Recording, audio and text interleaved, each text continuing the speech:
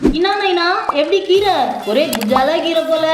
அப்புறம் கூட ஒரே பெஜாரா புடிச்சுப்பா. கஷ்மாதா நீ கவனிக்கட. ஐயா புரிஞ்சா பாரு. டே பெமானி ஏத்திந்தவா சொல்றது சொக்காவுன்னா வாத்தியாரு சாகரைக்கு விட்டாண்ட சொல்லிட்டிய. டே முஞ்சா பாரு வந்து ஒரு நிமிஷம்ப்பா. நான் ஏதோ உங்களை திட்டுறேன்னு நினைச்சிக்காதீங்க. நான் பேசுறது மெட்ராஸ் பாஷை. அது சரி, அதை எதுக்கு இங்க பேசுறேன்னு கேக்குறீங்களா? ஏன்னா இன்னைக்கு கண்டென்ட் அப்படி. மெட்ராஸுக்குன்னு ஒரு பாஷை இருக்கா?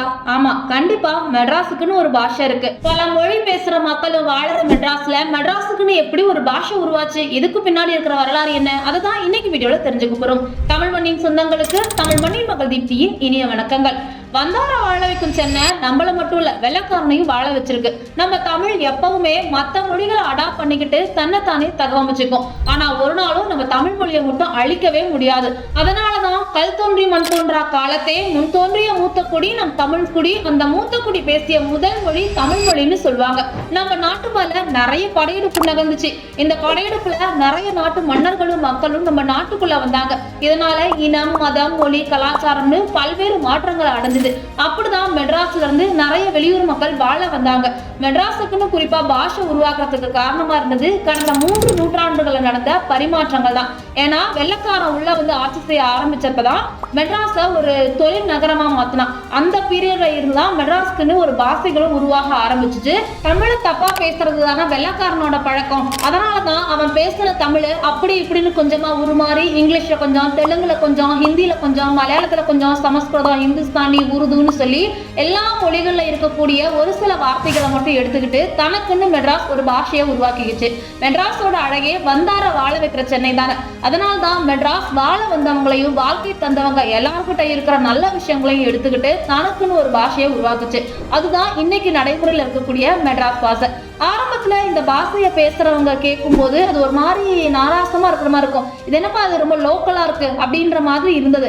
ஆனா அந்த பாஷையை கேட்க கேட்க நல்லா தான் இருந்தது. இன்னும் சொல்ல போனா சாமானியனுக்கும் ரொம்ப எளிமையா புரிஞ்சதுனால பின்னால மெட்ராஸ்ல இருக்கவங்களும் அந்த பாஷையை ஈஸியா கத்துக்கிட்டாங்க. மெட்ராஸ் பாஷை குறிப்பிட்ட சில பகுதிகளில் மட்டும்தான் அதிகமா பேசிக்கிட்டு இருந்தாங்க. இந்த பாஷையை எல்லா இடங்களுக்கும் கொண்டு போய் சேர்த்தது நம்ம தமிழ் சினிமா தான். முதல்ல தமிழ் சினிமாவில் இந்த பாஷையை பேசினது கலைவாணர் NS கிருஷ்ணன். இவர் வந்து ஒரு திரைப்படத்துல ரிக்ஷால போகும்போது இஸ்துக்குன்னு போற மாத்தியார அப்படின்னு சொல்லி ஒரு ரிக்ஷாக்கார சொல்லுவாரு. அப்ப வந்து இவர் அந்த இஸ்துக்குன்னு போறேன் அப்படிங்கிற வார்த்தையை அழகா என்ன அழகான தமிழ் பாரு அப்படின்னு சொல்லி சொல்லுவாரு. அதை தொடர்ந்து சந்திரபாபு தன்னுடைய படங்கள்ல அதிகமா மெட்ராஸ் பாஷை பேசினாரு. இன்னும் சொல்ல போனா மெட்ராஸ் பாஷையை இப்ப இருக்க தலைமுறைக்கு கொண்டு போய் சேர்த்தது நம்ம தலைவர் கமலஹாசன் தான். கமலஹாசன் மெட்ராஸ் பாஷை பேசி நடிச்ச வசூல்ராஜா MBBS, கமல் கே சம்பந்தம் எல்லா படமுமே செம்ம ஹிட்.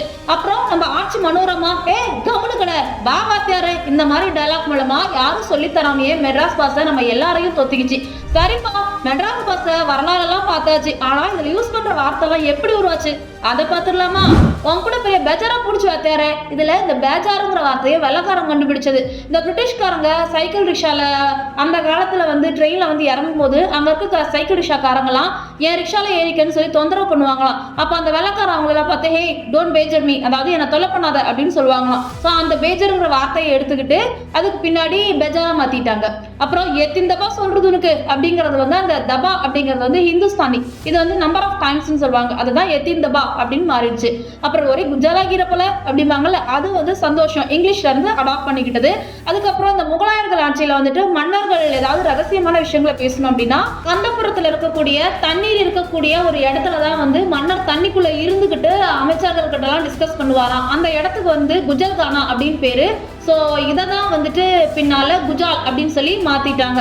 அடுத்து இந்த சாவ்கிராக்கி வீட்டாண்ட சொல்லிட்டியா அப்படின்னு சொல்லிட்டு அடிக்கடி மெட்ராஸ்ல இருக்கவங்க சொல்றதை கேட்டுப்போம். ஸோ இந்த சாவ்கிராக்கின்ற வார்த்தை எப்படி வந்துச்சுன்னா, முன்னாடி சென்ட்ரல் ஸ்டேஷன் இருக்கு, அதுக்கு ஆப்போசிட்லேயே வந்து ஹாஸ்பிட்டல் இருக்கு. அந்த சென்ட்ரல் ஸ்டேஷன் முன்னாடி நிறைய சைக்கிள் ரிக்ஷாலாம் இருக்குமா. அங்க இறங்கி வர பேசஞ்சர்ஸை வந்து இவங்க பிக்கப் பண்ணி அவங்க வீடுகளில் டிராப் பண்ணுவாங்க.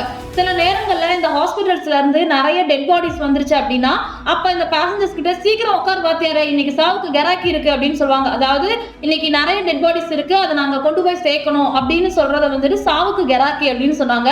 ஸோ அதை தான் வந்துட்டு பின்னால சாவு கெராக்கி அப்படின்னு வந்து மாறிடுச்சு. கஷ்மலம் அப்படின்னா அழுக்குன்னு அர்த்தம். ஸோ அதை தான் வந்துட்டு தமிழ்ல கஸ்மாலம் அப்படின்னு மாத்திட்டாங்க. அடுத்து பேமானி அப்படிங்கிற வார்த்தை வந்து உருதுல வந்து நாணயம் இல்லாதவனை பே இமான் அப்படின்னு சொல்லுவாங்க.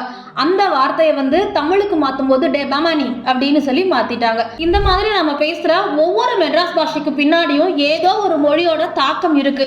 ஒரு மொழி அப்படின்னா அந்த மொழி வந்து வளரணும், அப்பதான் அந்த மொழிக்கு ஒரு எதிர்காலம் இருக்கும். குறிப்பா நம்ம தமிழ் மொழி 2000 வருஷமா நிறைய வளர்ச்சி அடைஞ்சிருக்கு. புதுசா தினம் மற்ற மொழிகள் இருக்கக்கூடிய வார்த்தைகளை அடாப்ட் பண்ணிக்கிட்டு புதுசா ஒரு மொழியை உருவாக்கிக்கிட்டே இருக்கு. ஆனா தமிழ் மொழி மட்டும் அப்படியே தான் இருக்கு. ஏன் இப்ப கூட புதுசா இந்த கிரிஞ்சு, பூமர் இந்த மாதிரி வார்த்தைகள் எல்லாம் பேசுறாங்கல்ல, சோ இதுவுமே வந்து ஒரு மொழியுடைய வளர்ச்சிக்கு ரொம்ப ரொம்ப முக்கியம். இந்த வீடியோ நான் தமத்துன்னு தான் சொல்லிக்கிறேன், ஆனா இன்னும் நிறைய வார்த்தை இருக்குது, அதுக்கு நிறைய அர்த்தமும் இருக்குதுப்பா. அதெல்லாம் இனி வர வீடியோல நான் சொல்றேன். தௌல்தா சூத்திர புள்ளிங்க யாராவது வீடியோ பார்த்தா ஒரு லைக்கை போட்டு சப்ஸ்கிரைப் பண்ணுங்க. அப்பால பாருங்க நம்ம கிட்ட இருந்து எவ்வளவு நல்ல இன்ஃபர்மேஷன் எல்லாம் வருதுன்னு சொல்லிட்டு. பட்டாமாமே ரைட்.